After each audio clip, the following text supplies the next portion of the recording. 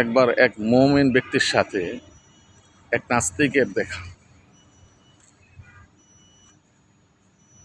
নাস্তিক ব্যক্তি বলল, আল্লাহ নাই। নাউযুবিল্লাহি মিন যালিক।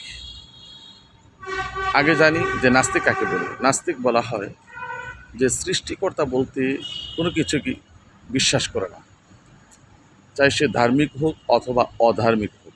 প্রত্যেক ধর্মেই সৃষ্টিকর্তা বলতে একজন আছে, এটা বিশ্বাস করে।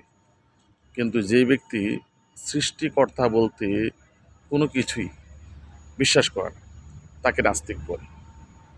আর প্রকৃত সৃষ্টিকর্তা বলতে বোঝায় আল্লাহ সুবহানাহু ওয়া তাআলাকে। নাস্তিক ব্যক্তি বলল, আল্লাহ নাই। মুমিন ব্যক্তি বলল, আল্লাহ আছে। নাস্তিক বলল, তার প্রমাণ কি? মুমিন ব্যক্তি ভাবলো, তাকে তো কোরআন ও হাদিস দ্বারা বোঝানো যাবে না, কারণ সে তো কোরআন ও হাদিস বিশ্বাসই করে না। তাহলে বাহ্যিক একটি উদাহরণ দিয়ে তাকে বোঝাতে হবে যে আল্লাহ যে আছে এই কথাটা। এই জন্য মুমিন ব্যক্তি বলল, দেখুন,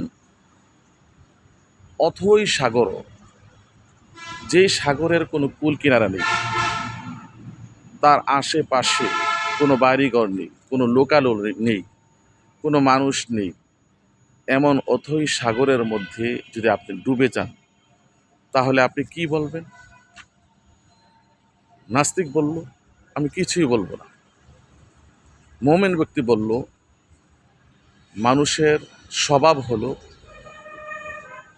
বড় কোনো বিপদে পড়লে সে বাঁচাও বাঁচাও বলে চিৎকার করে ডাকে। যদি আপনি মানুষ হয়ে থাকেন, তাহলে অবশ্যই আপনি এই অথই সাগরে ডুবে যাওয়ার মুহূর্তে আপনি বাঁচাও বাঁচাও বলে চিৎকার করবেন। নাস্তিক ব্যক্তি বিষয়টা অনুধাবন করে বলল, আচ্ছা ঠিক আছে, আমি বাঁচাও বাঁচাও বলে ডাকব উদ্ধারের জন্য।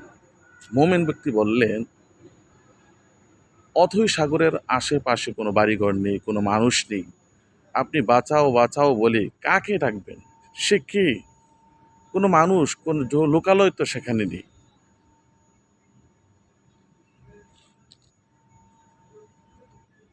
মুমিন ব্যক্তি, নাস্তিক ব্যক্তি চুপ করে রইল। মুমিন ব্যক্তি বললেন, আপনি বাঁচাও বাঁচাও বলে যাকে ডাকবেন, তিনিই তো হলেন আল্লাহ। তিনিই তো হলেন আল্লাহ, যিনি অদৃশ্য থেকে আপনাকে সহযোগিতা করবেন। আপনি তাকে এই দুর্যোগ মুহূর্তে ডাকছেন আপনাকে সহযোগিতা করার জন্য। নাস্তিক সত্য অনুধাবন করে একেবারে লাজবাব হয়ে গেল, চুপ রইল। মুমিন ব্যক্তি বললেন মানুষকে উদ্দেশ্য করে, দেখুন, নাস্তিকরা যদিও মুখে মুখে আল্লাহকে অস্বীকার করে, কিন্তু অন্তরে তারা আল্লাহকে বিশ্বাস করে। সুবহানাল্লাহ।